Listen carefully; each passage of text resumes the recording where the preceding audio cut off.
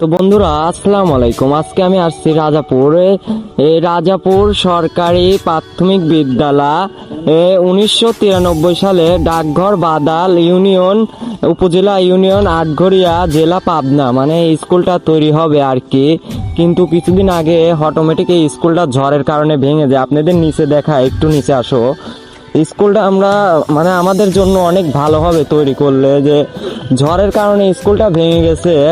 তো এই যে ইট মিটও আনা হয়ে গেছে অলরেডি, স্কুলের কাজটা শুরু হবে, সরকারি কাজ। কিন্তু হঠাৎ করে একদিন ঝড় আসে আর কি, ভেঙে যাওয়ার কারণে স্কুলটা আর তৈরি করা হয়নি। তো এখন তৈরি করা হবে। তো আপনাদের কাছে একটাই রিকোয়েস্ট, এই ভিডিওটা একটু বেশি বেশি শেয়ার করবেন, যে তাগাদাই যেন আমাদের এই স্কুলটা তৈরি হয়ে যায়। ভাইটার দিকে দেখো, এই ভাইটা না। তো ভাইটা বললো এখানে স্কুল তৈরি হলে পড়াশোনাটা অনেকটাই ভালো হবে।